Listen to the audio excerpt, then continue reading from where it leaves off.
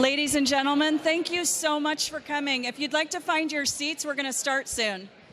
We have an amazing program tonight. We have so much to do tonight, and we don't want to keep you too late, so we don't want to start too late.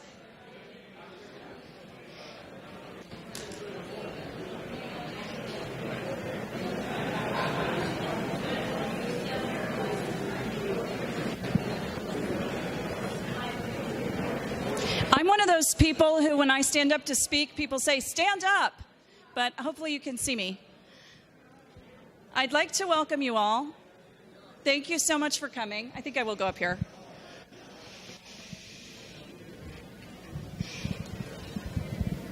Thank you. Wait, can you hear me in the back? Thank you so much for coming tonight for an evening with Caroline Glick. I'm Judy Saffern. I'm the publisher of Dallas Jewish Monthly. And thank you. Thank you. Thank you to my son who started that. We're very, very proud to host this event. I know that people in Dallas have waited literally years for Caroline Glick to come. So we are really, really proud. We are so proud that we get to be the ones who brought Carolyn and got to organize this event. I want to tell you that we have a lot of VIPs here tonight. Do you know who they are? Each one of you. Each one of you. We worked really hard to make this a comfortable seating arrangement so that everybody would be as close as possible. And we have the screens, and we hope you feel as close and involved as we want you to. There are a couple of people I really want to thank before we bring on the main show. I want to thank Charles and Sharon Michaels.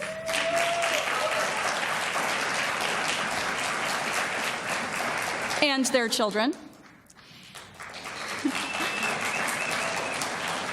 And I also want to thank, and I know the Michaels want to thank, and I know Carolyn and Colonel West want to thank, Ann and John Stacy and their children.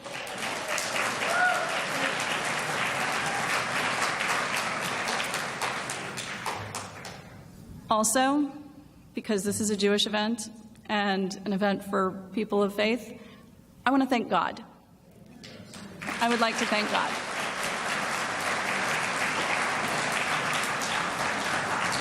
It is by the grace of God that we get to come together as a people, as a community, as friends, as brethren, and share strength and share special occasions. We have a really packed program tonight, so I'm not going to talk long. I just want to tell you something really quickly. If you don't mind, with your indulgence, I'm dedicating this evening to my mother, whose name is Tova Shana Bas Chana Bluma. My mother, unfortunately, took a very bad fall last week and has multiple skull and facial fractures and severe brain damage. It's just happened. But I have something amazing to tell you. Oh, by the way, she lives in Pittsburgh. And she was in the ICU and getting, unfortunately, worse by the day, not better. But people started praying for her. Ann Stacy put her on a prayer warrior list, and people all over the world are praying for my mom. Chana, her name is Tova Shana Bas Chana Bluma, and people all over the world are praying for her. And the news is very, very good. And on Shabbos, my mother took a turn for the better, and she got to leave the ICU, and they were taking her into treatment, and the hospital was on lockdown. And unfortunately, my mother did lose some friends. That was not her synagogue, but Pittsburgh, Squirrel Hill is the smallest town in the world. And she did lose some friends, and my sister lost some friends. And so this morning is very personal to me and to us, but it's personal to all of us. It's personal to all of us Americans. It's personal to all of us Jews. It's personal to all of us of faith. And I'm dedicating this evening and everything that we learn and everything that we take from this and that we take into the world in the merit of my mother's recovery, in the merit of the recovery of the people of Pittsburgh from this terrible trauma, and in the merit that God should keep all of us safe, all of us Jews, all of us Christians, all of us Texans, all of us Americans, frankly, all of us children of God. We should all be safe. Thank you.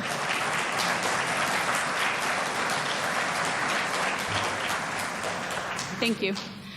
So we are very, very proud to have the speakers who we have tonight. I'm about to introduce our MC for the evening. I'll just tell you what's going to happen. So we have J.D. Wells of the Wells Report. We only bring the best. You guys are the best. We only bring the best. J.D. is our Master of Ceremonies. Please come up. Okay. And then we have, some of you were lucky already to hear Colonel Alan West. We are so thrilled. Thank you.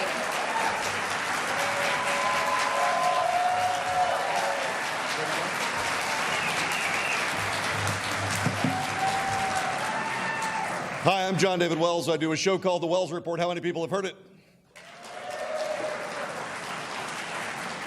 Liars. It's great to be here. I do want to tell you that I am since the last time we got together, DJC, last time we got together, I left one of the greatest radio stations and companies that I'd ever worked with, Salem Communications, and a radio station called 660 AM The Answer. I am now the general manager of 1160 AM KBDT, 1160 AM KBDT, and if you'll just grant me a couple of seconds.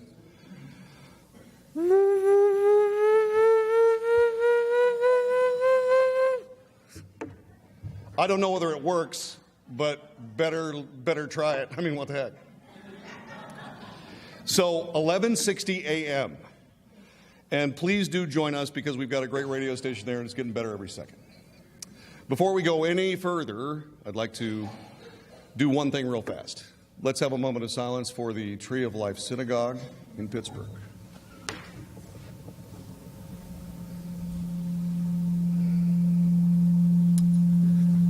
Thank you. So, I am a proud father of 4 sons, one of whom is currently serving our nation with the U.S. Army, someplace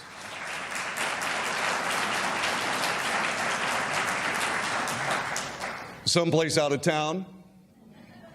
I can't tell you where it is, but it's the stomping grounds of a friend of ours, and he's working tonight. Like I said, I'm the father of 4 of those sons. I am the husband of Susan, my beloved wife. I'm a proud Texan, and I love my neighbors, and I'm a proud American, and I love my country.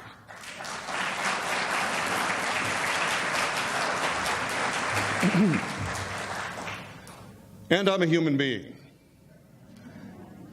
And because of that, I stand with the Jews.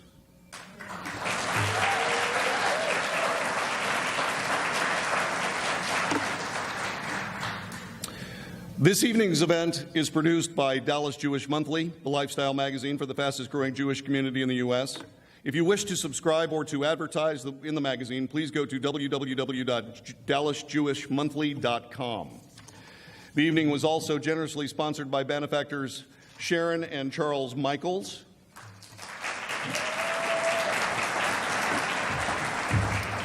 I had a delightful moment with your children at the end of the dinner.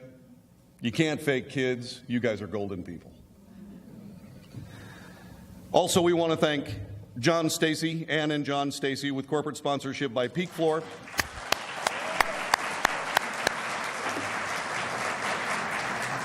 Also want to thank Ann and John Stacy with corporate sponsorship by Peak Floor Company and Simcha Kosher Catering, who were in the kitchen. No? What is it? Simca? Simca. Okay, look. I started my religious life as an Episcopalian. And then I became Catholic because my wife would kill me if I didn't. And I really wanted to say something in Hebrew to you tonight because somebody said, say something in Hebrew, they love that. So I called the best friend I have in the Jewish community, Rabbi Friedman of Shalom Shalom on the Range. And he gave me this beautiful phrase for me to say to you. And I tried it out on Benji Gershon, who is from the Dallas Jewish Conservatives, and he's been my counterpart here tonight. And I said, Benji, I got this great phrase. Let me try it out on you. He goes, okay. And I said it. And he goes, JD, maybe you probably don't want to say that. And I said, why? Because you just said that you were proud to be a sugar-covered tractor. So if I screw up the pronunciation, it's because I'm a rube, okay? All right, here we go. Sponsors were crucial for this evening's event because it's a benefit to support the B'nai Zion Foundation. So far, so good. And Zaka, a nonprofit organization that has become vital, not just to Israel, but the entire world. This is the first time Zaka has ever done any fundraising in Texas. This is their first visit to Dallas, and you are among the first in Dallas to learn about this amazing, august organization. In the book of Deuteronomy, one of the most morbid and perhaps sacred commandments is for people to bury the remains of a murdered fellow Jew within 24 hours of his or her death, lest they be cursed in the eyes of God. In Israel, there is a select group of men who volunteer to undertake this commandment in the most dire and macabre circumstances. Wearing yarmulkes, fluorescent yellow vests, and occasionally hazmat suits, they are easily identifiable by the scenes of deadly terrorist attacks as they gather the remains of the victims, including soaking their blood in paper towels for a proper Jewish burial. These gentlemen are members of the Zaka Rescue and Recovery Organization, founded in 1995 by Yehuda Meshe Zahav as a civilian volunteer organization with the sole responsibility of responding to incidents of sudden death. Zaka does so much more than that, though. In fact, Zaka volunteers go all over the world to respond to emergency situations such as Hurricane Harvey down in Houston. That's exactly right. They came for us at Hurricane Harvey. A Zaka volunteer who now lives in Pittsburgh was actually at the Tree of Life Synagogue this past Shabbat. He was the first one to respond.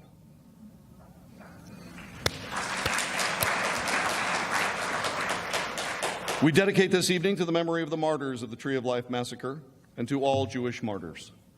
We also dedicate this evening to the survivors of anti-Semitic persecution and their children. We dedicate this evening to the brave men and women serving in the IDF. Yeah.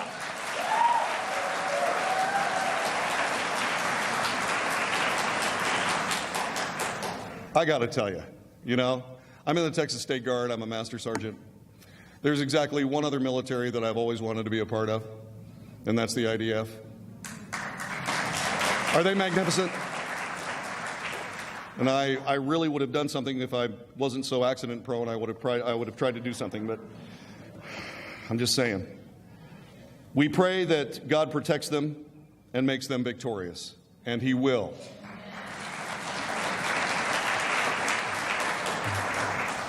God is on our side. Don't forget, God is on our side. Right now, I would like to introduce you to David Rose. David is the International Director of Zaka and a veteran volunteer of this organization. A quick video, and then David Rose.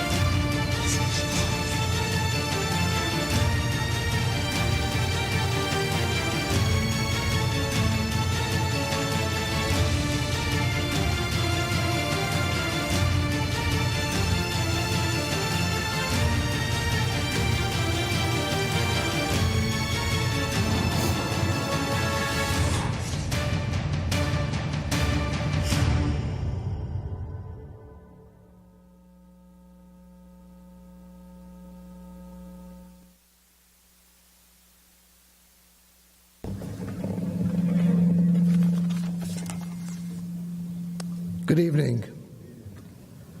I'd like to thank you for allowing us to share the story of Zaka, the work of Zaka in Israel and around the world. But first, I would like to thank Judy Safran for allowing us, bringing us to Dallas for the first time and telling over our story. The images you just saw now in the video, in a way, it's a nutshell of 30 years of work that Zaka has been doing in Israel and around the world. And speaking the other day to the chairman who started this organization, Yuda Meshizav, 11th generation born in Jerusalem, Israel. And he kind of a bit perspective of life. In a way, we all live in a certain bubble. The world lives in a bubble of sunshine, of happiness. And yet, Zaka lives in a other kind of bubble. In a bubble of witnessing difficult scenes, going out to dealing with victims of terror, victims of man-made car accidents, or it's international events that have been around, to hurricanes, tsunamis, you name it, Zaka has been there. And these two bubbles, in a way, what we see and what goes on is two different worlds that, unfortunately, if that's what we see, is too much of pain and sorrow. Just today, in Israel, a family of 8, parents and 6 children, were killed in a deadly car accident on the Dead Sea on the way back to Jerusalem. Within minutes, a whole family was wiped out. Zaka volunteers were there. At the same time, a volunteer in Pittsburgh was allowed to enter the synagogue, Eitz Chaim over there, and deal with the remains and helping out what we can do in that world. And it's not just, just the numbers to start adding up, the stuff that we've been doing over the years, over the months. If it's 3 weeks ago, the terror attack in Barkan, when a young lady, a mother of a 1-year-old child was murdered, and a fellow co-worker. If it's Ari Fold that was stabbed a month ago.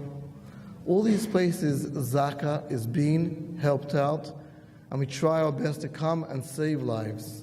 But when we're not able to save lives, we have to stay on and do the work, holy work, of picking up. I'm a volunteer myself. I've been to many incidents in Jerusalem, if it's explosions, if it's stabbing, and it's stuff that, end of the day, you just need to take it in, and you have to work and do this work because it's a mission that we have, all volunteers, not just in Israel, around the world. And the idea behind it started off, like you were mentioning, about bringing everything for burial and what's called in the commandment, or the true virtue. The people that we helped out are not able to say thank you to us because they're not with us. It's called chesed shel emet. But over the years, we noticed that the real charity, the real kindness that we're doing is to the families. It's to the families knowing that their loved one was not just washed away by the fire department coming and the blood that's being washed away, or the body wasn't as picked up as a sack of potatoes and thrown in the back of a truck and driven away. Someone was there. Someone was there that cared for them. Someone was there making sure that this person be brought to proper burial. I mean, take the tsunami that we went to in Thailand in 2004. We're talking about 300,000 people that were killed. 300,000 people were killed. We went to the island of Phuket, where most of the tourists were. We're talking about 5,000 people killed over there. Israel at the time, we went there within 3 days. Israel and Zaka were within the first countries to arrive. We had missing 7 Israelis, 23 tourists from around the world. We had 100% success. We brought all 30 of them back for burial. That's what we did. It was a mission that took us a month to do, but every day the families were in the hotel waiting for us to see, and they say thank you. We didn't say thank you because we found the person alive. Simple thank you. Why? And now we can have a closure. Same thing in Nepal. Nepal was the earthquake that took place 4 years ago. There was one Israeli over there, Or Asraf. He was served in Israeli army in the last campaign in Tzuk Eitan in Gaza. He was missing.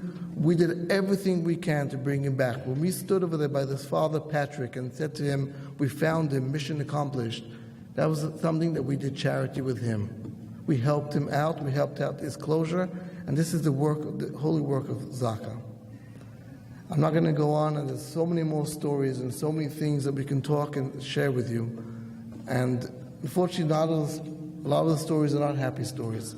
But someone is out there in the field, the volunteers are working 24/7 doing this work, saving lives, not able to save them, making sure they come to proper burial. Each one of you received on the table one of these things. If you want to partner with us, want to support us, just give us the tools to do the work. We do the best work in the field. We are the soldiers in the field doing the work. We need your help to make sure it enables us to do this. We have with us also Menachem Bar Shalom, who's been here over the last couple of days. Want to speak to us afterwards? Please do. Thank you for your time. Enjoy your evening, and hope we will only talk on happy events. Thank you. Good night.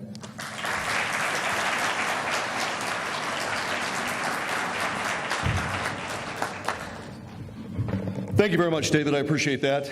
I was sitting over there in a moment when David wasn't speaking. Benji gave me a very important lesson. He said, John David, you've got to work on you. And because of that, I'd like to thank the Simcha Kosher Catering.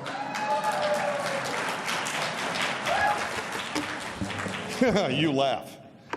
When I went over there and sat down, he says, you've got to work on you. And I said, God, in front of everyone? I got time. I can wait. Go ahead. On your way home, you're going to go, oh, that was funny. Look, what David said was incredibly powerful. Those images touch all of us, every moment. Everything we see of people that recognize that there is something far greater than themselves to do.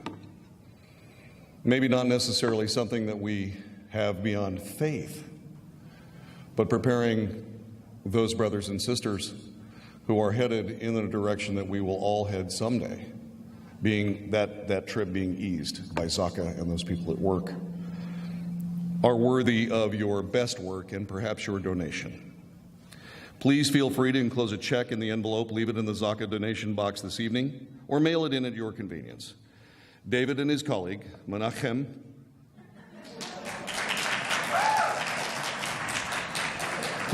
Bar Shalom are here to visit with you during the reception. They'll be happy to answer any questions you might have. David will be speaking this Shabbat morning at the congregation. You've got to be kidding me. Congregation Sharei Tefillah.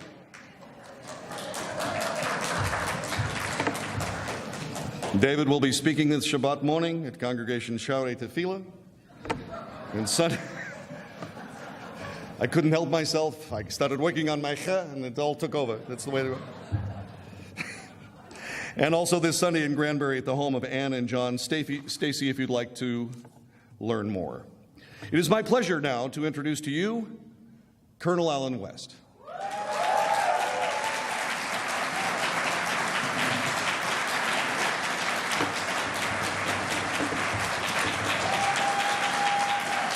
I have to read this.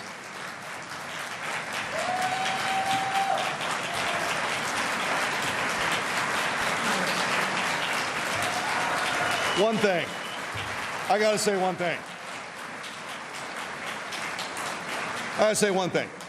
People ask me, or people ask, where are the next Pattons, where are the next Omar Bradleys, and so on and so forth, and the reply is often they get fired when they're lieutenant colonels.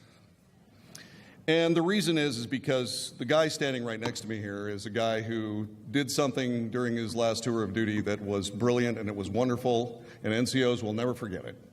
He will never call himself a hero, but I will. Colonel West. Thank you.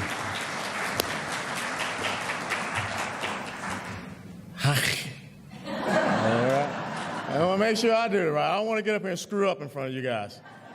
But it's a pleasure and an honor to be here on a fantastic night, to get the opportunity to set the stage for someone that is near and dear to my heart, someone that is truly indicative of a warrior. But I want to take just a few minutes to talk about something that I think is near and dear to our hearts and puts us in the right mindset to hear Carolyn Glick speak. It was 183 years ago in a place kind of south of here called Gonzales, Texas, that when tyranny stood before people that wanted to have liberty, and tyranny came by the way of the Mexican cavalry, and they asked for their cannon back. And there in Gonzales, they made a stand. And they said those words, "Come and take it." And it is interesting because on that symbol that Texans know so very well, you have that cannon and you have that very identifiable star that is above that cannon. And it's so important because that star has come to be one of the most recognizable symbols, no matter where you go in the entire world. That lone star, that star of Texas. When you think about what happened the following year, February into March, 13 days, when 185 stood at a place in San Antonio de Bexar called the Alamo. And when they were faced with insurmountable odds, they stood and they said, victory or death? They chose death instead of choosing to surrender or retreat. See, tonight is about recognizable stars. It's about the star of Texas, the Lone Star State, and what it means to people in the United States of America, what it means to people all across the world. Because when they see that star, I remember being in Kandahar, Afghanistan, and driving through, and there was a little Afghan boy, had a T-shirt with the Dallas Cowboy star on it. But it's not just that star that we think about. It's the stars that we remember that were established 242 years ago when men gathered at a place called Philadelphia. When the year before that, a few men came out at a place called Lexington Green, and they fired a shot that was heard all around the world. And they created a symbol. And those stars on that blue field that no matter where you go, you know it stands for one single thing: individual liberty and freedom. But this country, the United States of America, would not have been able to be established if it weren't for a man whose life was defined by another star.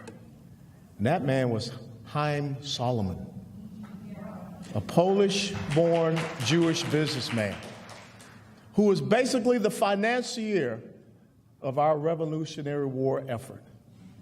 And how incredible when we think about service and sacrifice and commitment, that here was a man who had all the riches and all the resources.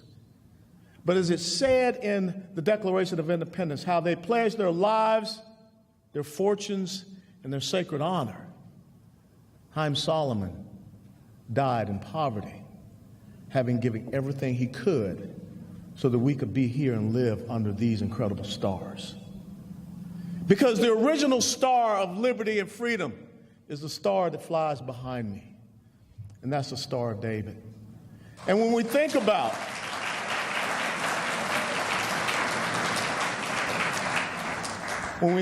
what it says in Matthew 5:14, when we think about when Ronald Reagan, that great American president, stood and talked about the shining city that sits upon a hill. If you've ever been to Jerusalem, you know that it sits up upon that hill. If you've ever gone up to the Knesset, you know that it sits upon that highest point there, because there's something about stars that shine bright. Even those of us who call ourselves Christians know that there were wise men that followed a star. That's the intricate relationship between Israel, the United States of America, and the great state of Texas, which you just said is one of the fastest growing Jewish communities and populations in the United States of America. Why? Because people follow a star. And when you think about Texas and the stand made at Masada, it is no different than the stand that was made, the stand that was made at Alamo, the stand that was made at Masada. And when you stand there and understand what was done, when the Romans were there and ready to enslave those people, they said, We will not surrender. We will not retreat. We will not give up our freedom. They chose death over servitude, just the same as those 183 chose death over servitude at the Alamo. And so how interesting and how great it is that we have a speaker tonight who brings all of that together in Carolyn Glick. Because Carolyn Glick was born in Houston, Texas.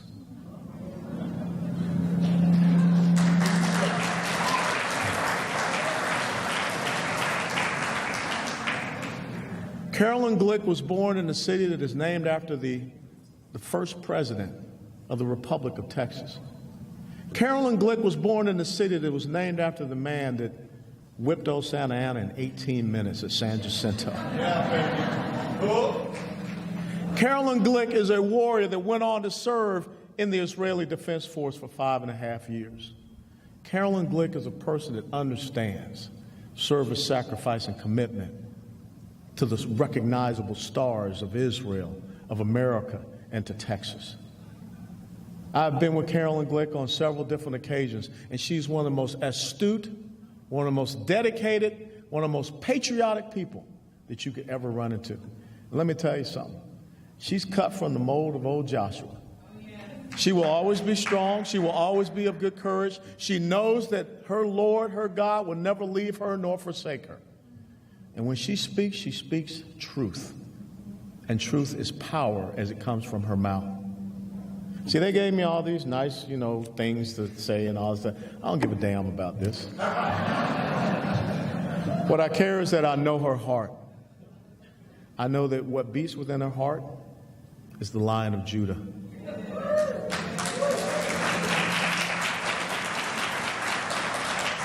So I give to you tonight a daughter of Texas, a daughter of America, a daughter of Israel, a woman that was made for a time such as this. Ladies and gentlemen, Carolyn Glick.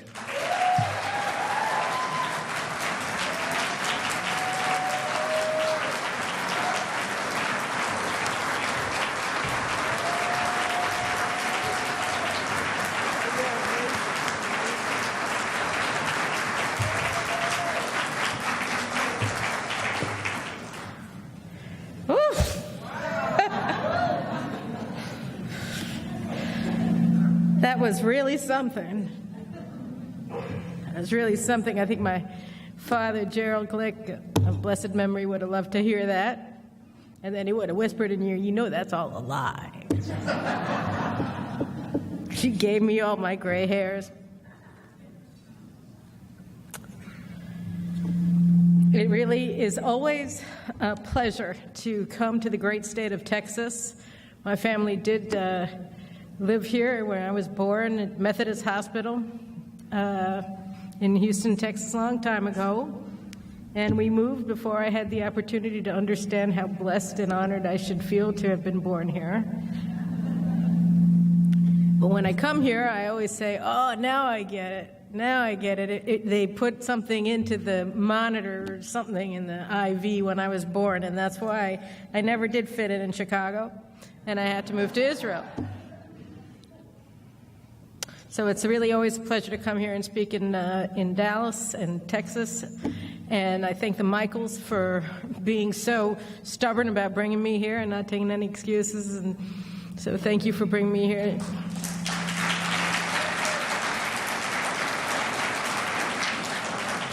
And thank you to Colonel Alan West. I like to rib him and say nasty things to his face, but I'll always say to when you're at your most vulnerable point and you can't defend yourself, I will say he is one of the most wonderful men I've ever had the honor and pleasure to meet.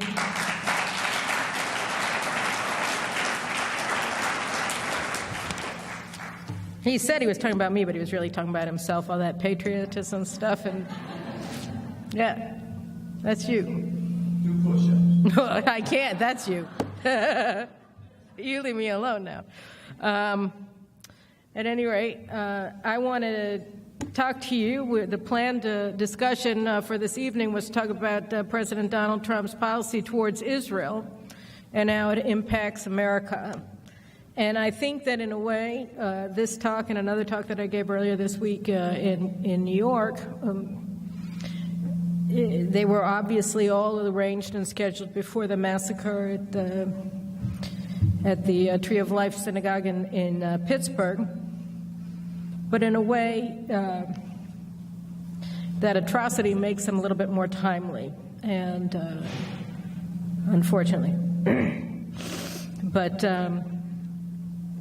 the thing that you think about President Trump, and when you think about his Israel policy, is that you recognize that there's something fundamentally wrong and fake about the conversation that's going on in the United States these days about his foreign policy and about what he means when he talks about making America great again, and when he talks about a nationalist foreign policy and what it means to be a nationalist.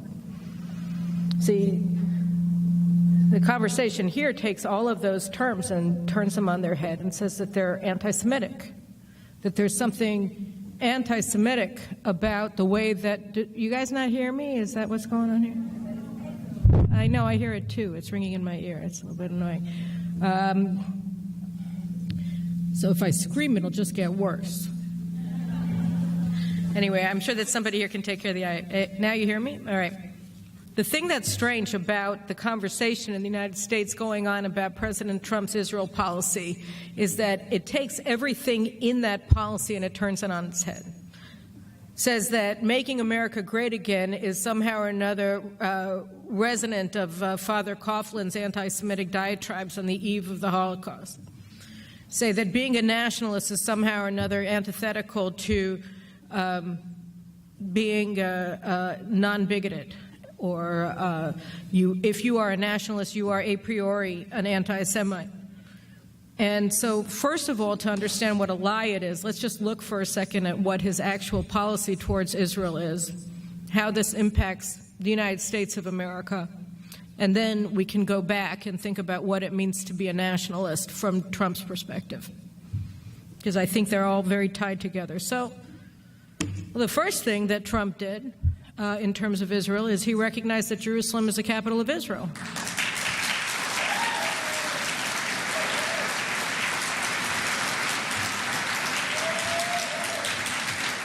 And people can't understand why 80% of Israelis love him.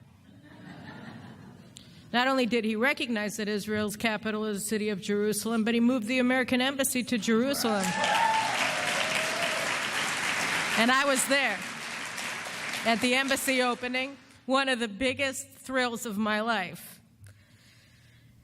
And then, just a couple of weeks ago, he said that the U.S. consulate in Jerusalem, which was operating in defiance of Israeli sovereignty over Jerusalem, the American consul general in Jerusalem did not submit his accreditation to the president of Israel like every diplomat that's accredited to serve in the state of Israel does. In defiance of Israeli sovereignty over Jerusalem, they refused to be accredited by the government of Israel because the American consulate was based upon the presumption that the United States didn't recognize Israeli sovereignty in Jerusalem. So following the move of the embassy 2 weeks ago, Secretary of State Mike Pompeo announced that the United States was subordinating the consulate in Jerusalem to the embassy in Jerusalem.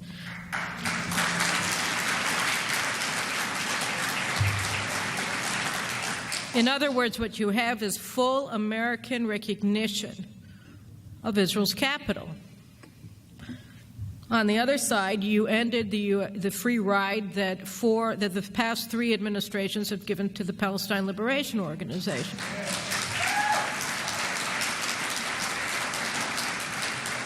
The United States, the President of the United States signed the Taylor Force Act, that's right, which ends the United States funding to the Palestinian Authority so long as they continue to use budgetary funds to pay the pensions and the salaries of terrorists and their families that are convicted of terrorist crimes and sitting in Israeli prisons. Until now, the United States was underwriting those payments. That's over.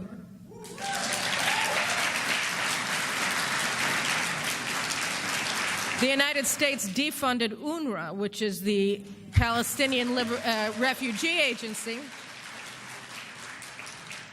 that spreads some of the most vile and genocidal anti-Semitism throughout Palestinian society and throughout the Arab world inside of the UN-run refugee camps from Lebanon to Damascus, Syria to Iraq, and so on and so forth. So the United States isn't funding the hate anymore.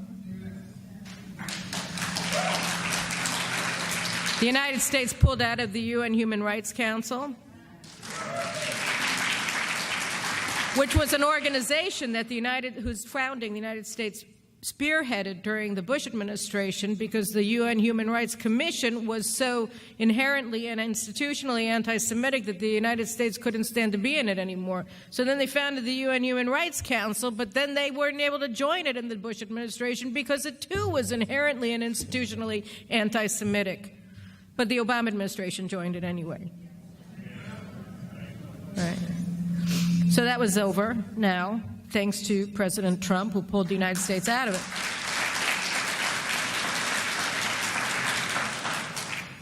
The United States has provided unconditional support to Israel in our defense against our enemies, whether in Syria or in Gaza or in Lebanon or beyond. We don't have to worry when our jets go flying over to attack Iranian targets inside of Syria that the United States is going to say that both sides have to exercise restraint.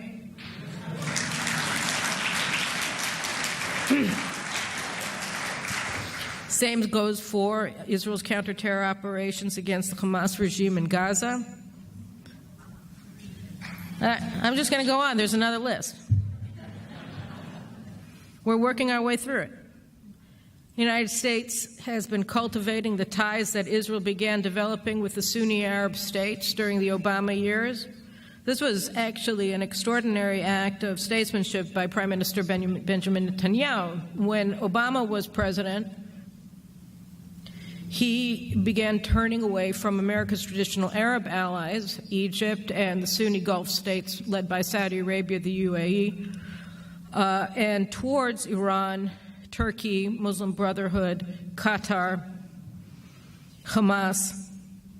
So what was interesting was that you had this sort of strange alliance that was kind of built based upon a common sense of betrayal by the United States of America between Israel and the Saudis and the Egyptians, the UAE. We saw this alliance, working alliance, not so partnership, come to bear during Operation Protective Edge, the war in 2014 between Israel and Hamas, where when the United States supported Turkey and Qatar and Hamas and their ceasefire demands for Israel, Israel was able to stop Kerry and Obama from forcing their way through by using a blocking belt of the Egyptians, the Saudis, and the UAE, who supported Israel against Hamas, much to the amazement of the Obama administration.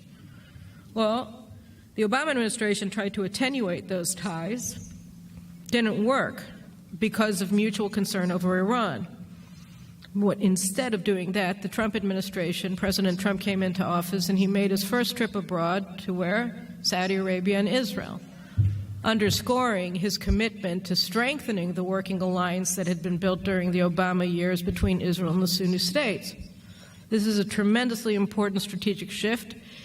The administration recognized it and began doing everything that it could in order to advance it. We saw last week, or was it this week, I can't remember, Israel's Minister of Sports and Culture, Miri Regev, was in Abu Dhabi for the World Judo Championships. She handed out the medals when the Israeli judoka Sagi Muki won the gold medal. They played Hatikva in Abu Dhabi.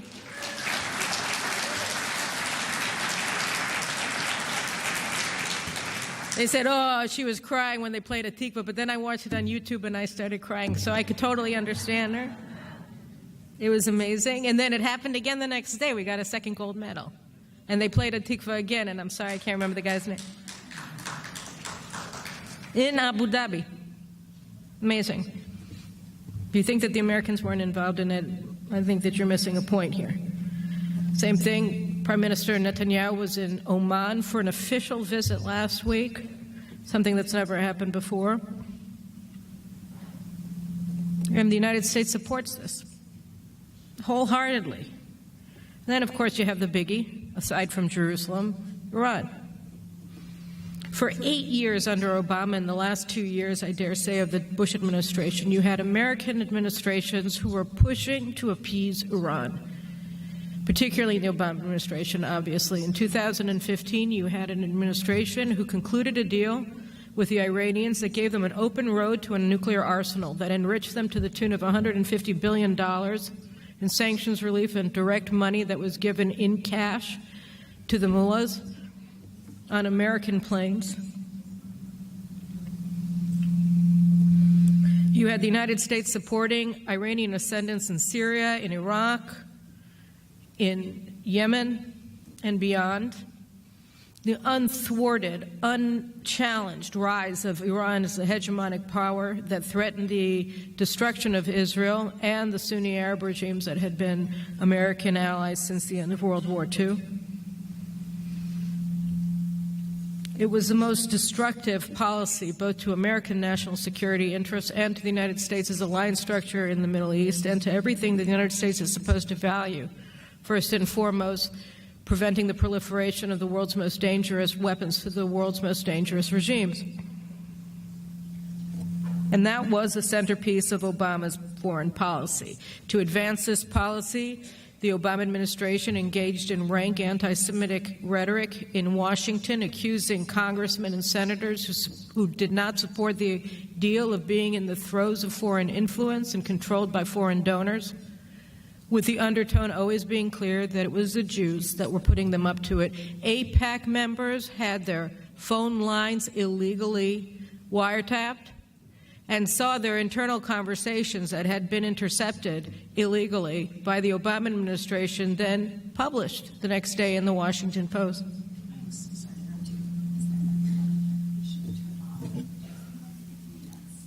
Is this the thing?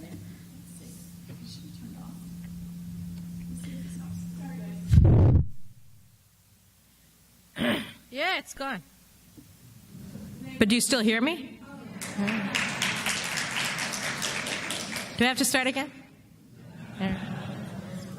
It's a long, long list, but I'm just getting the highlights. What did President Trump do? He walked away from the deal. Everybody told him not to do it.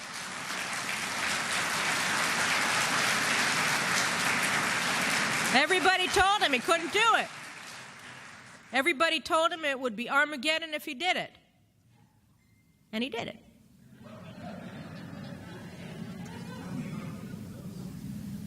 Because he understood something very basic. When you strengthen your enemies and weaken your friends, your enemies become stronger and more powerful enemies, and your friends become weaker and less defensible.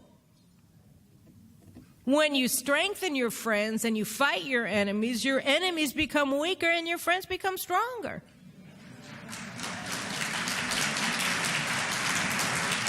Now, I was never very good in math when I was in high school, but I'm pretty sure that adds up to a very positive return when your friends are strong and your enemies are weak. I don't know why that's so hard for them to understand in Washington, D.C., but we have a lot of people in Israel who share that same neurosis. But psychosis. But President Trump understood it. He understood it. That you stand with your friends and you stand against your enemies, because then people will want to be your friends and they won't want to be your enemies. And they call him a simpleton. All right, then. Now, when you think about it, and again, this is just the list of the things that, I could think of offhand while I was on the plane. This is an extraordinary list. This is an extraordinary list of achievements. This is an extraordinary policy.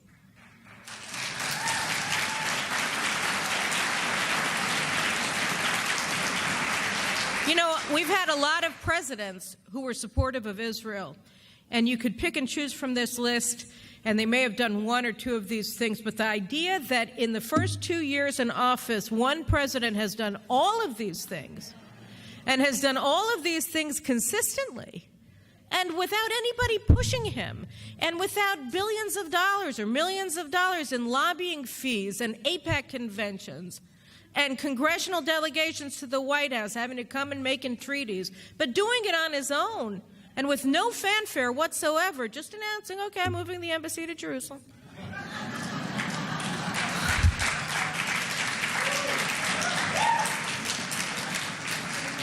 Now, what's interesting about all of this? This is the apotheosis of MAGA policy.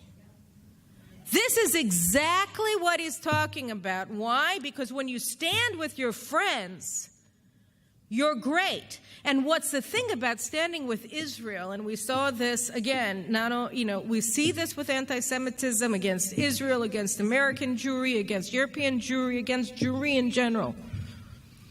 Israel is the most demonized, the most stigmatized, the most delegitimized country on the face of the earth. So to stand with Israel is hard, right? You don't want to stand with a guy who's always bullied, you know?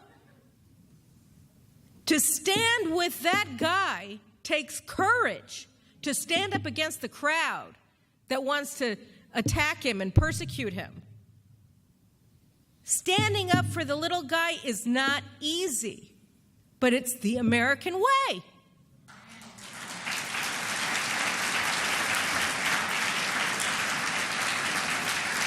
And when you talk about nationalists versus globalists, when you're talking about going against the grain or going with the flow, that's what you're talking about, because the flow is anti-Semitic.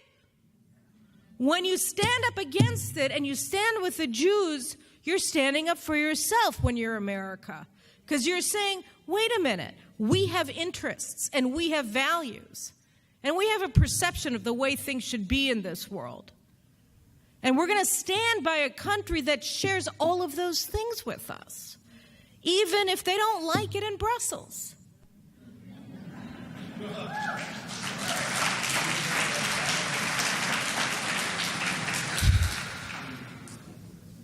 So when President Trump says he's a nationalist and not a globalist, he's not being anti-Semitic. He's fighting anti-Semitism.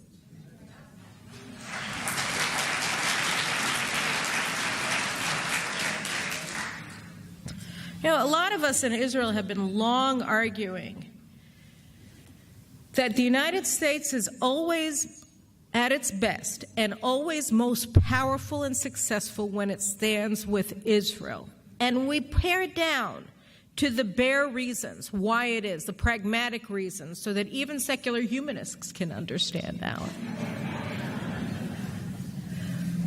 We share a same perception of the way things ought to be because we have the same values. We have the same enemies. You have friends. We don't have any friends. But we have you, and you're a friend.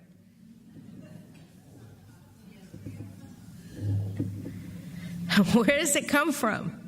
Oh, that's the thing the secular humanists don't like to go to, right? But it comes from the Common Core. The Common Core isn't just Aeschylus and Plato and Aristotle. The Common Core is God.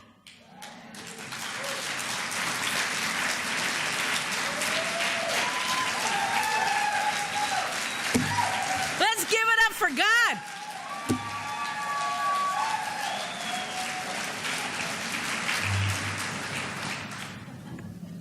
You know, it's interesting. We in the book of Genesis we're reading in synagogue now, and it's an interesting book because it seems so out of place. Is what Rashi said, the great Torah scholar Rashi. He started his first commentary of the Bible, the first verse of the book of Genesis. In the beginning, God created the heaven and the earth. So Rashi said, "What is this doing in the Bible?" The first verse of the Bible is a law book.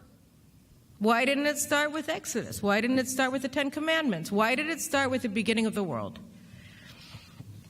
So he has an interesting explanation. I have other explanations, but he's got a good explanation. He says it's because he had to start the story with the creation of the universe, with the creation of the world, with the creation of the Jewish people, from Adam to Abraham to Isaac to Jacob.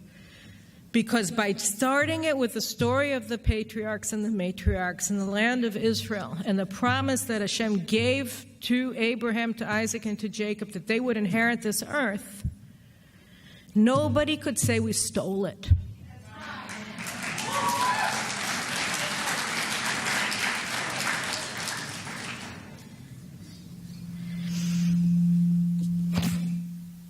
I love Texas.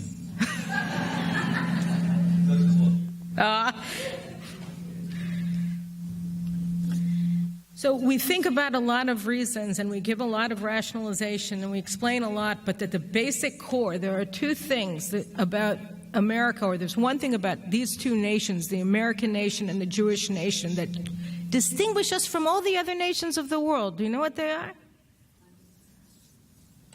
We created ourselves, or were created by God, or both, with a vision of how the world should be and a vision of how we wanted to be as nations, right? We defined ourselves as Jews at Mount Sinai when we accepted the Torah, and we define ourselves as Jews as the children of Abraham, Isaac, and Jacob. We did these acts that were the acts of national self-determination at our inception. This is who we are. We are the children of Abraham, Isaac, and Jacob, and this is our law, the law of Moses, law of God. And what did the Americans do? What did the founding fathers of this country do? The Constitution and the Bill and the Declaration of Independence. We hold these truths to be self-evident, that all men are created equal. They are endowed by their Creator with certain unalienable rights. Among these rights are life, liberty, and the pursuit of happiness. This is self-determination. This is the credo of America. These are two nations that determined who they were and invented themselves, defined who they are on the basis of their relationship with God and with man. Did this happen in France? Did this happen in Belgium? No. Did this happen in Egypt? Did this happen in Saudi Arabia? No, no, no, no, no. So when you understand the basic concept of America, the basic concept of Israel was self-determination in relation to God and to man, and we came up with very similar understandings of those relationships, you also understand why we are such natural allies. And you understand why it is that central to President Trump's foreign policy is his support for Israel. He talks about moving the embassy to Jerusalem more than he talks about almost any other foreign policy initiative he's undertaken as president. I dare say he even talks about it more than he talks about his opening to North Korea. And when you think about it from a geostrategic perspective, why would he care so much about moving an embassy to Jerusalem, this puny little country, 6,000 miles away from Washington, D.C.? What is it so important when North Korea is threatening to nuke Hawaii and Guam? Because he sees, he understands that the war against Israel is central to the way that people think of the United States, and how America stands towards Israel is going to define whether it's going to lead or pretend to lead and call it leading from behind.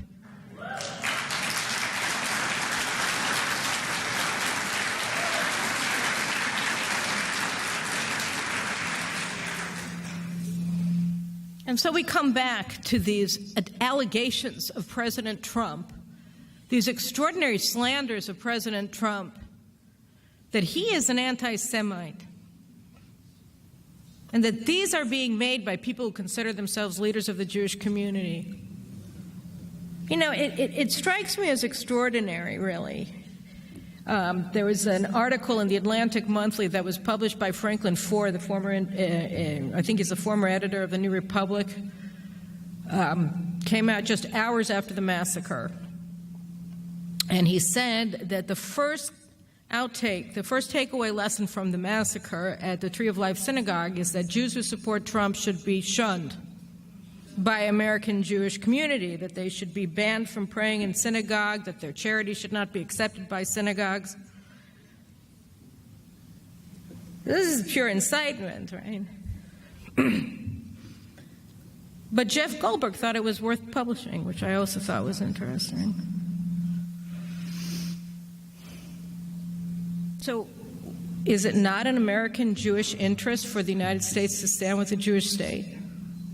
Is it not a communal interest for the United States to recognize Jewish history and the 3,000-year attachment of the Jewish people to the city of Jerusalem? Is it not an American Jewish communal interest to have Israel be strong and supported by the United States when it fights enemies who want to annihilate it?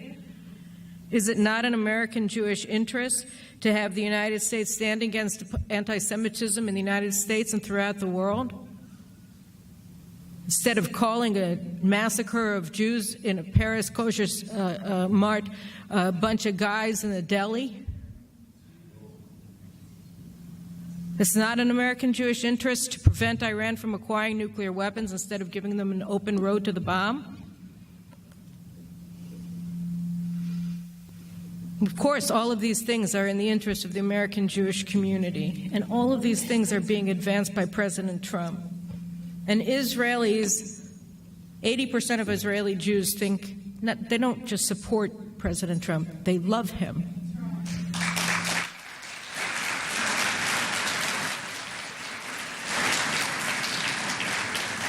And we love him because he's shown through his actions, not through his words. He barely speaks about it. Well, he does, but it's not very coherent. He's not that. He's not a poet, but that's all right. He's a doer.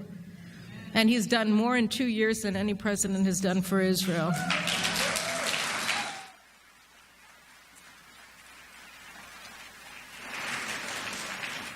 And no, I'm not giving him carte blanche. If he comes up with a deal of the century, which I think sucks, I'll tell him publicly. If that deal of the century is not good, I'm going to let him have it. And so will the rest of the Israelis. But that's not the point. The point is what he's already done has been extraordinary. And he deserves credit for it, and he deserves support for it. And the notion that this man had anything to do with the actions of a Nazi who walked into a synagogue and butchered 11 elderly Jews in prayer is obscene.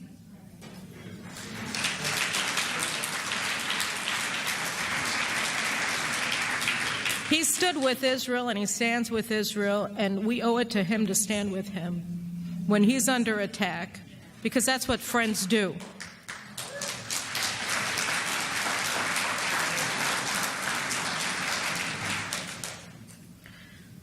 So we owe him a great deal, and we can see that the United States really is respected in the world today in a way that it wasn't respected 3 years ago.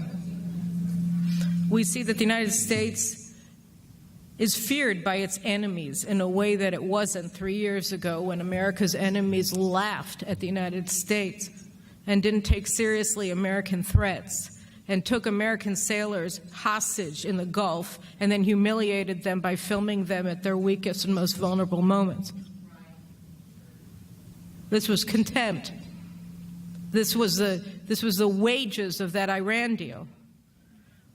You don't hear about too much Iranian messing with American ships in the Persian Gulf and in the Straits of Hormuz anymore, do you?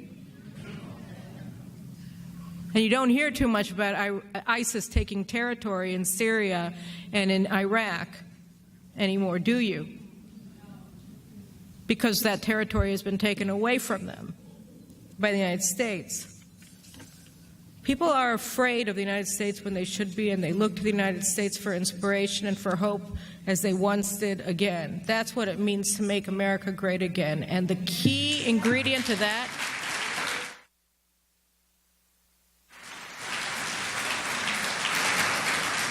I put before you that the key ingredient to that success is Donald Trump's policy towards the state of Israel.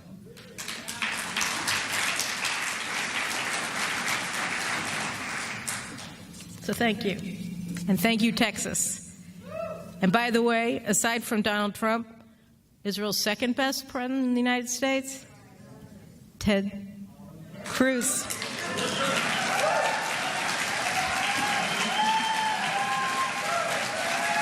Thank you. Ladies and gentlemen, Carolyn Glick. Hey, wait, don't go anywhere. Huh? Yeah. Yeah, let's do some questions and answers.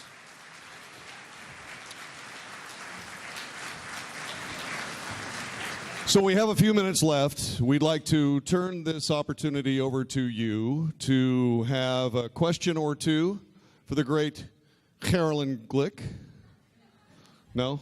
Sorry. One too many. So what I'll do is I'll come over here. Hang on a second. His hand was first. I'll be right back to you, Diane. Yes, sir. A few questions. Please, a question. Okay. Oh, I have water? Oh.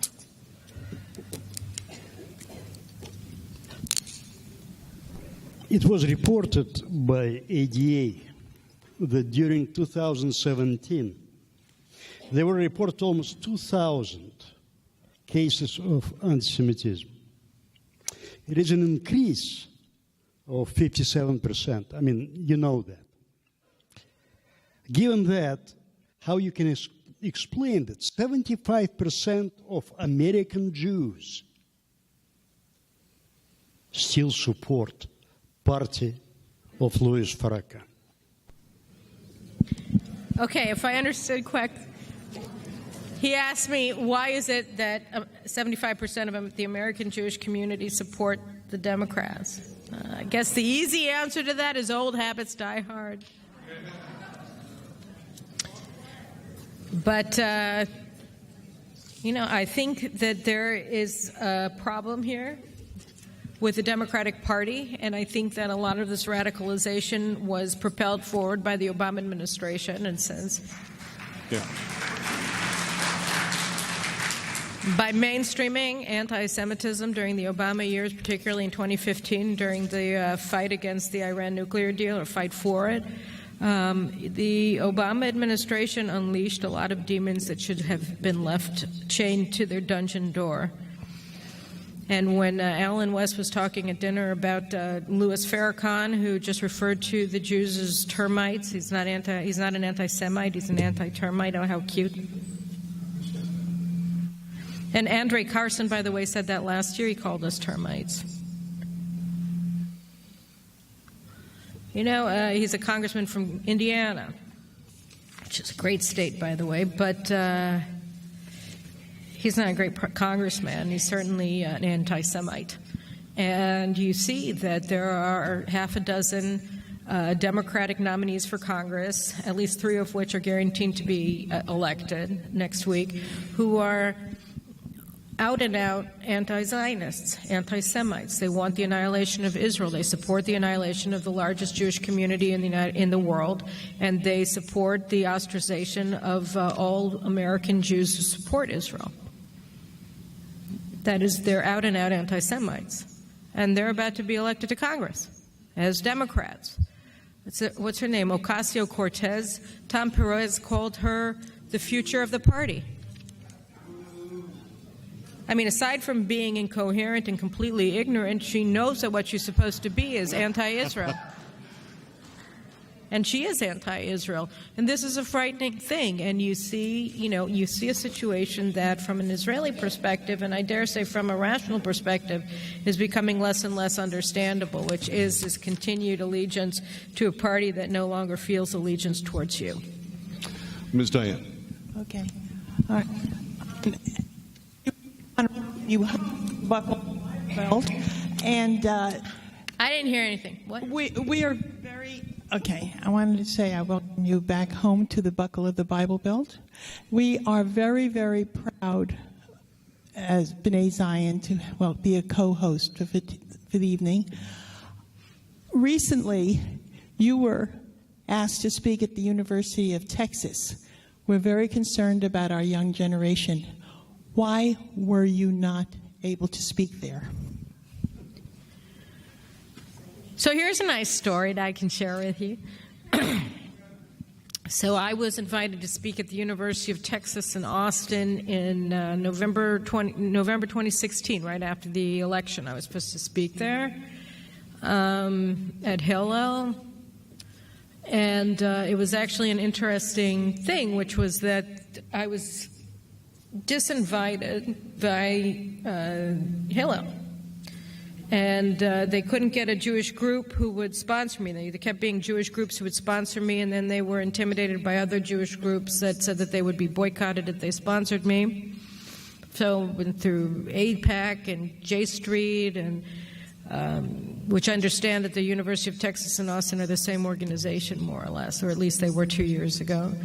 And Chabad tried to hold it, and they threatened the Chabad rabbi, and it was all just sort of didn't work out.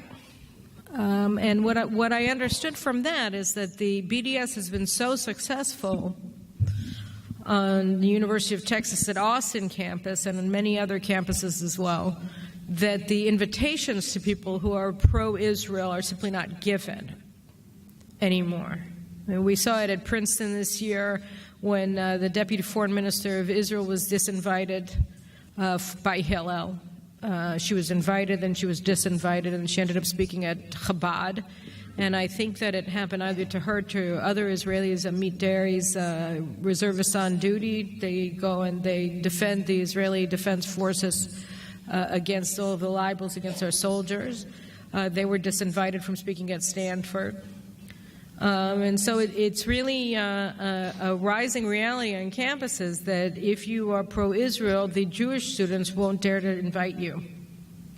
And part of that is also because the Jewish students themselves are undergoing indoctrination to make them not understand anything and to think that there's something wrong with being pro-Israel. So they're internalizing the prejudice against them.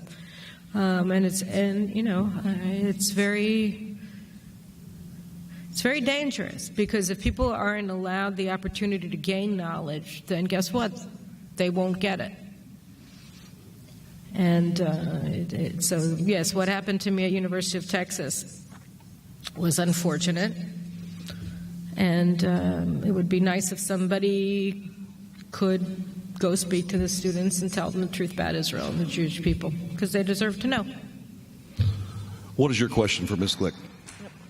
I just wanted to ask or mention, as we know, we're having an election coming up next week, and I worry about if we don't win now, or if we will lose in 2 years from now, if a backlash of anti-Israel policy will be worse than the Obama administration.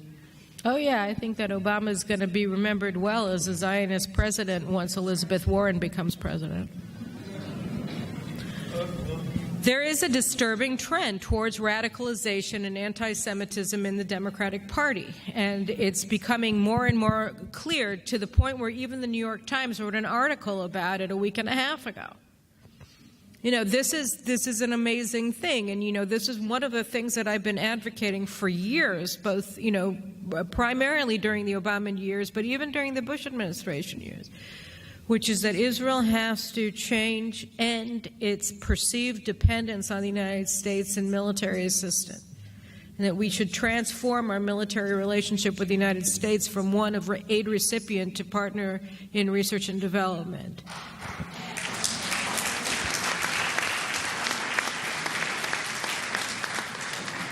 Because when you're looking at the fact that, you know, you have such a divided country, and really you have a division over values and the perception of what it means to be an American and what America is, you understand that the alliance that the United States and Israel shared is now an alliance increasingly that Israel shares with the Republican Party. And this is a disaster for the United States. And it's a disaster for Israel. So, you know, we have to be able to weather any storm. That means that we have to take maximum advantage of the fact that we have such a genuine friend and ally in the White House now to prepare for what may be around the corner. But it's really up to the American people to turn this around. I mean, I'll tell you, Israel went through this in the 1990s with the peace process with the Palestinians. Our society was nearly torn apart. Particularly, you saw the height of it in 2005 with the expulsion of the Jews of Gaza by the Sharon administration, which embraced the policies of the radical left and called for and enacted the unilateral withdrawal from Gaza, even though it was clear that Gaza would become completely controlled by terrorists of the PLO or Hamas version. It really didn't matter from Israel's perspective the minute that we left. And Israeli society was on the verge of civil war.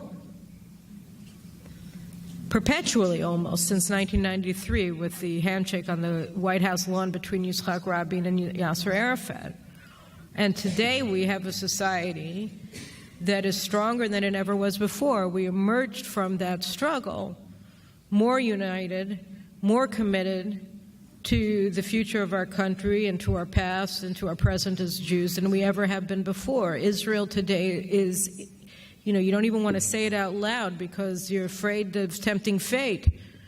But we have over $40,000 in per capita income. We've surpassed Japan. We've never been so educated in terms of higher education, educated in terms of Torah education, and prosperous at any time in Jewish history, ever. Ever. Ever.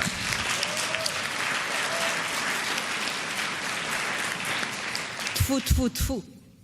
But, you have to understand that none of this seemed possible in 1995 when Yitzhak Rabin was assassinated. None of this seemed possible in 2002 when Jews were being murdered in the streets of every city, in the cafes of every town, in their homes. None of this seemed possible. It all seems impossible until it becomes inevitable. And so many Israelis took it upon themselves and saw it as their own personal responsibility to save our country and to save our society. And you had initiatives being taken by tens of thousands, hundreds of thousands of individual Israelis to take our country back. And a million different miracles that happened, and a million different accomplishments that coalesced into what we're seeing today in Israel. And this is something that Americans are faced with today, 25 years after we were, and it's the same kind of responsibility that Americans have to take on themselves to save this country, to bring it back from the brink of civil war, to bring it back to where it's supposed to be, and with renewed faith in the majesty of America, in the greatness of the ideals that are the anchor of this country, the foundations of this idea of the American people and the American way. I mean, I never thought I would be able to say what and feel and believe what I see is happening in Israel after 70 years of independence, and it is a miracle through and through. But Abraham Lincoln said this is the almost chosen people. And maybe chosen differently, self-selected, and divinely inspired. So that means that everybody has to do his and her part to make sure that this continues and long endures, and I think that with people like you, it'll definitely happen. What is your question? Hi, Caroline. I am interested to get your thoughts on Jewish identity when it comes to the different streams of Judaism and the American Conservative Synagogue. You might know that the Jewish community in Uganda had their first birthright trip, and they are having a little trouble getting visas for their rabbinical students. I was just wondering if you had any opinions or advice for them. I didn't hear what you said. What is something about rabbinical students? Ugandan rabbinical students were having trouble with visas, and she wanted to know about the different sects of Judaism in America and so on and so forth, and that Uganda had just had its first. Well, I guess that the problem is that you have non-Orthodox conversions being undertaken in Uganda and other African countries, and the fear of the Ministry of the Interior is that, if you recognize these conversions from Africa, you're going to have Africa moving to Israel, and so this is becoming more of an immigration issue than a tourism issue, and so I think that that's really. What's going on here. The trouble getting visas has to do with the trouble with understanding whether this is an immigration or whether this is tourism.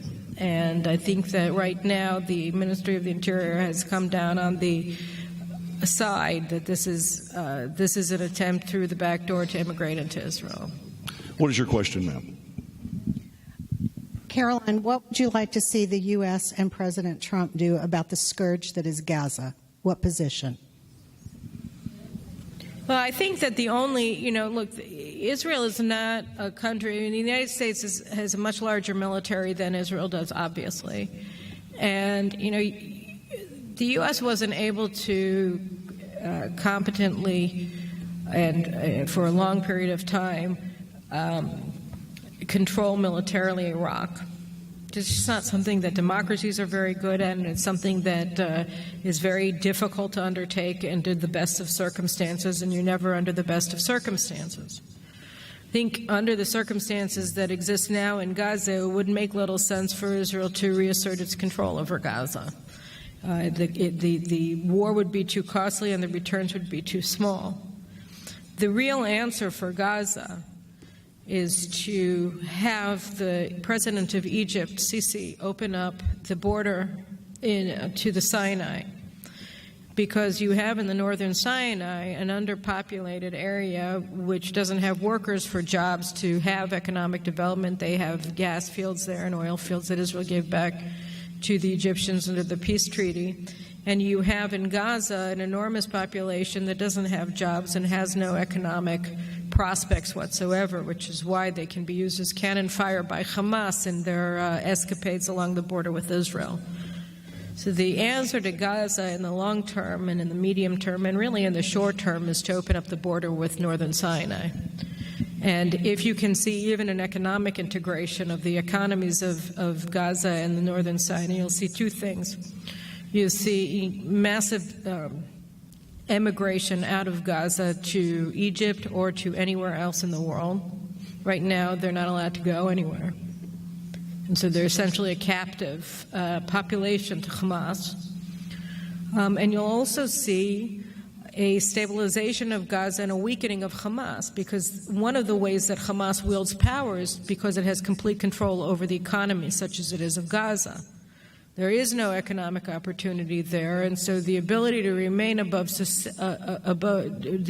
ability to avert starvation among Gazans is based upon supporting Hamas terror, because Hamas commits acts of terror, demands gas, demands cash, gets money from Qatar, gets gas for their electricity to power their powerhouses, and then they avoid starvation by attacking, by throwing missiles at Israel, through extortion. The minute that you give them another opportunity, you've already watered down Hamas's grip on power and Hamas's ability to wage war against Israel. So I think that the real key to Gaza is Egypt. Your question, sir. We got time for one or two more. What is your question? Hello, Carolyn. I'm Pastor Scott Sigmund with my wife Lydia, and we represent Pastors Larry and Tiz Huck and New Beginnings Church and multitudes of people that are pro-Israel and pro-Jewish. My question is, could you explain a little bit about the dangers of a two-state solution and why we need to support an undivided Jerusalem? I'll be happy to, Pastor, and thank you for your support for Israel.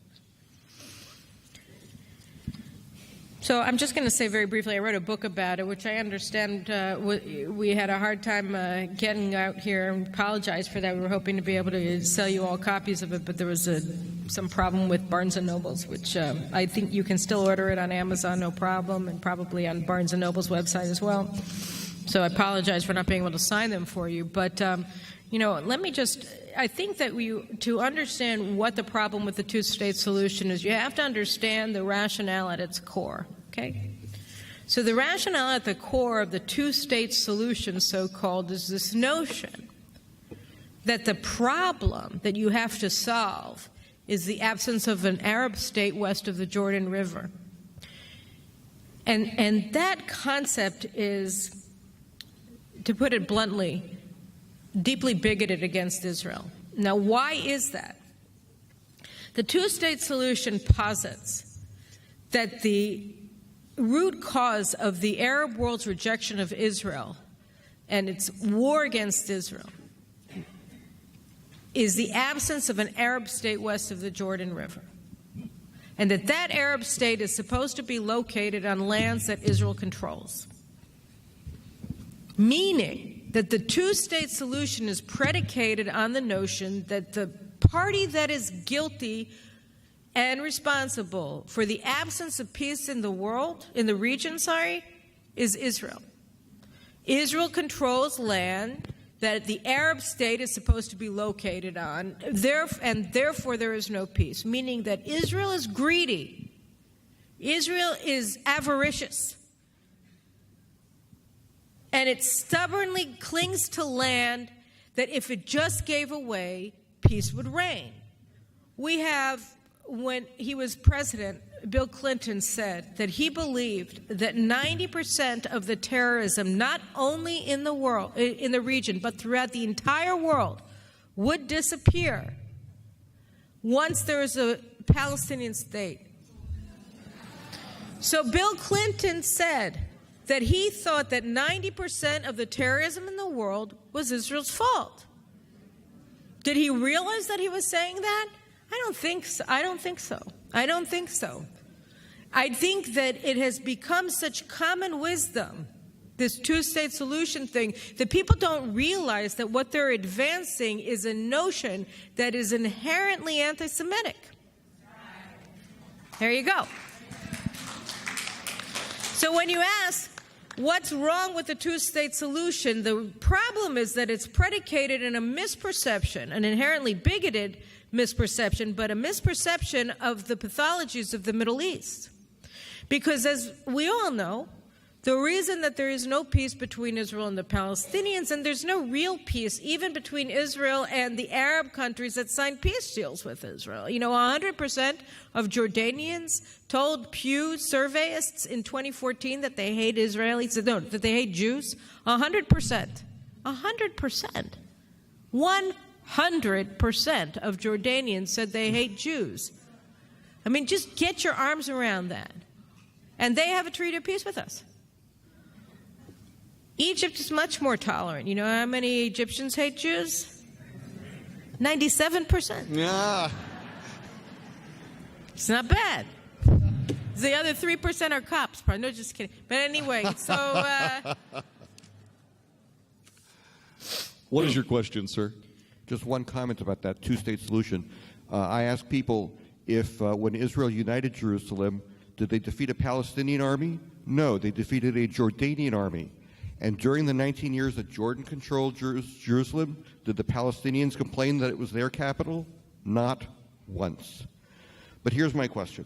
Yesterday, the Palestinian Central Council revoked the Paris Economic Protocols that are the agreement which the PA and Israel use for cooperation. And they came out with a statement that they oppose Trump's peace plan, even though the peace plan has not been presented publicly. Where are they leading with this? They're slitting their own throats. They asked Begin what he thought of the Iran-Iraq war. And he said, I wish both sides the best of luck.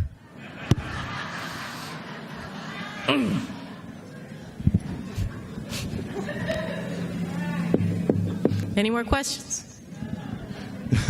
Does anybody have any question over here? This is one section that I've neglected. Somebody's got a question.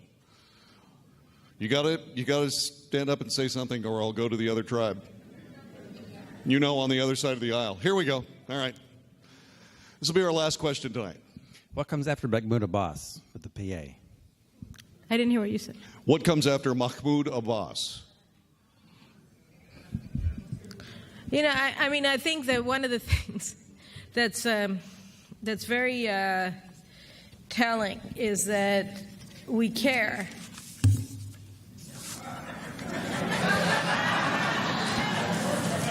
Because, you know, I mean, it's sort of like the Wizard of Oz, right? Everybody was thinking that they had to get the answer from the wizard, and then it worked out it was that fat guy behind a drapery with, you know, whatever. So the point is that it was nothing.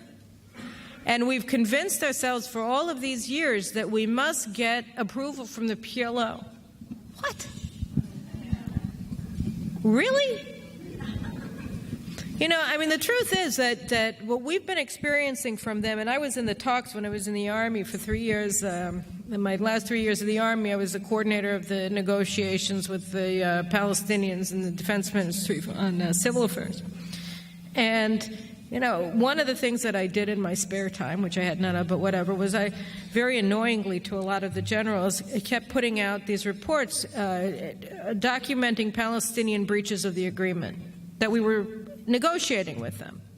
Because what we discovered was that they were breaching every single material clause in all of the agreements, that, you know, every commitment that they had taken upon themselves, they were not fulfilling. Everything that we had committed ourselves to do, they were demanding the fulfillment of. Everything that served their interests, they were doing. Everything that was antithetical to their interests, they weren't doing. And this was a strategic breach, and, you know, it was consistent from the very start, from 1994 on. I mean, I was writing these things between 1994 and 1996. So at the height of all of the utopian fantasy of peace with the PLO, they were breaching everything. When we think about Abu Mazen, what we're thinking about is a projection of our own desires onto somebody who's never been anything but our enemy. And we say, oh, well, we have great security cooperation with him. But he needs that security cooperation more than Israel does, because the Hamas in Judea and Samaria threatens him first, and then it threatens Israel. Sometimes they work together and they carry out terrorist attacks with one another in conjunction, you know, in cooperation with one another against Israelis. They do that too. But the fact that we get security cooperation with the PLO against Hamas does not mean that the PLO is pro-peace. It means that the Hamas, as we saw in Gaza, is stronger than the PLO is. So when we think, oh, they abrogate the Oslo agreements, well, they've never kept them. They've been in material breach of those agreements since the moment that they signed them. What they're carrying out now is not the agreement. What they're doing now is they're advancing their own interests, sometimes in conjunction with Israel, generally not. And this will continue even if tomorrow Abbas abrogates the deal, so-called, because it's a joke that he's abrogating them.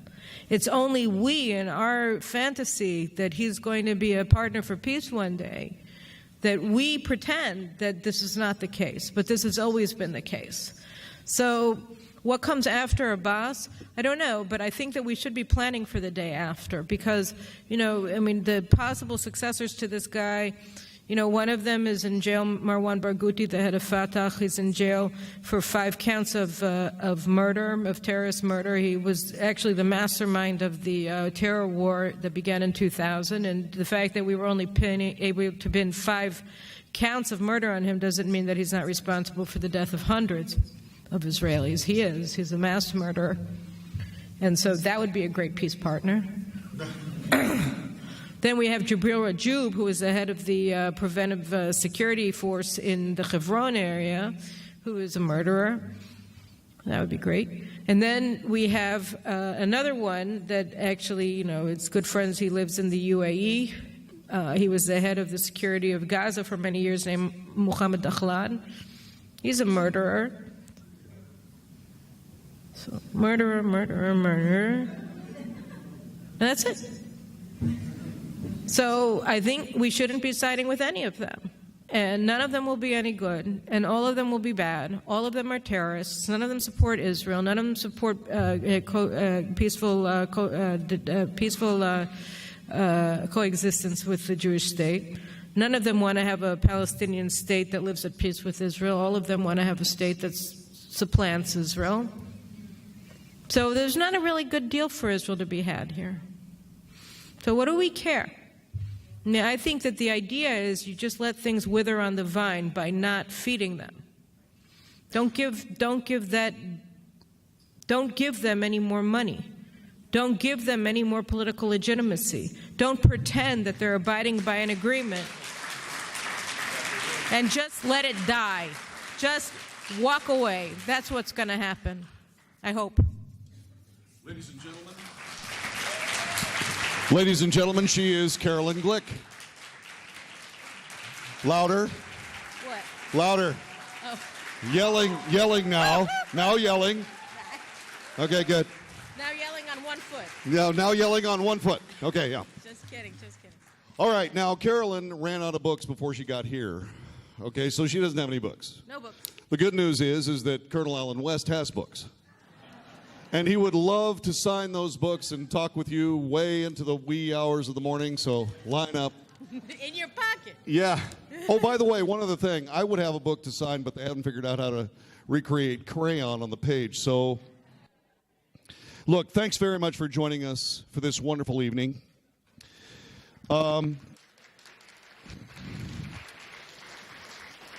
If you would like a professional photo of yourself with Ms. Glick, she is willing to pose, but be mindful there are 400 of us. Barnes & Noble is here. No, they're not. May God bless and keep you. May he keep Texans, the citizens of the United States of America, and our brethren in the holy state of Israel safe and secure. Our father Jacob prayed, may the Lord bless you, be gracious toward you. May he turn his face to you and bless you with peace. God bless all of you. God bless Israel. Thanks for coming. Good night.